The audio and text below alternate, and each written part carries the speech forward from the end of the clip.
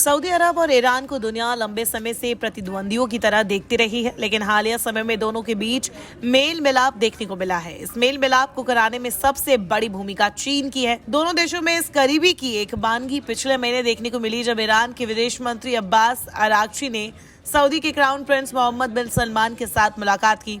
Israel के गजा में हमले के बाद बदले पश्चिम एशिया के हालात में सऊदी और ईरान की नजदीकी क्षेत्र के लिए बेहद अहम है।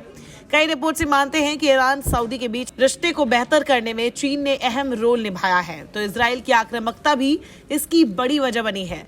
ये संबंध 7 साल की कड़वाहट से टूट गए थे, अब सावधानी पूर्वक फिर से बनाए जा रहे हैं। सऊदी की राजधानी रियाद में हाल ही में हुए अरब इस्लामिक समिट में ईरान के राष्ट्रपति मसूद पेजेश्किन की जगह आए उनके डिप्टी ने जमकर इजराइल पर हमला बोला। क्राउन प्रिंस मोहम्मद बिन सलमान ने भी समिट में इजराइल को आड़े हाथों लिया। सऊदी अरब की राजनीति को समझने वाले कई जानकार ये बता रहे हैं कि क्राउन प्रिंस मोहम्मद बिन सलमान दूरदर्शी और रणनीतिकार है।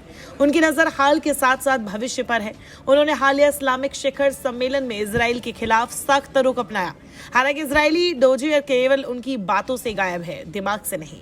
इस पर भविष्य में फिर बातचीत शुरू होगी। माना जा रहा है कि सम्मेलन में सऊदी की आवाज उसकी कूटनीति में एक साहसिक मोड़ को दिखाता है। ये मोड़ तेहरान और रियाद में दूतावासों के दरवाजे फिर से खोलने के साथ शुरू हुआ और लगातार जारी है।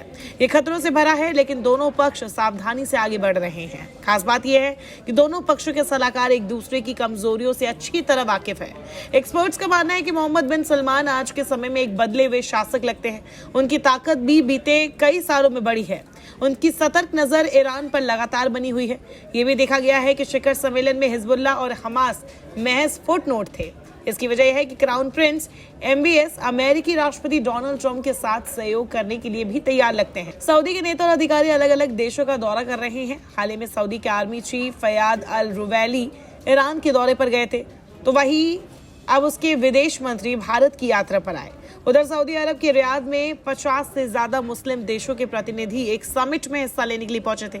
ये सब कुछ गाजा में इजराइल के एक्शन और ईरान से उसके तनाव के बीच हो रहा है।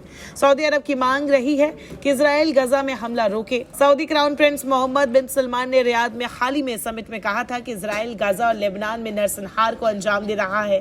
प्रिंस सलमान ने कहा कि फिलिस्तीन एक आजाद देश है और उसे अलग देश का दर्जा मिलना चाहिए। उन्होंने ईरान के साथ रिश्तों में सुधार का भी संकेत दिया।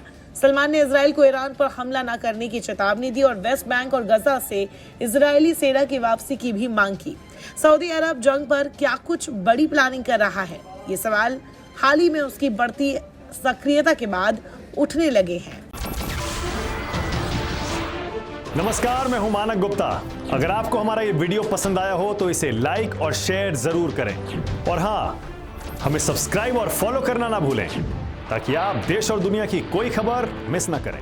तो जुड़े रहिए हमारे साथ और देखते रहिए News 24।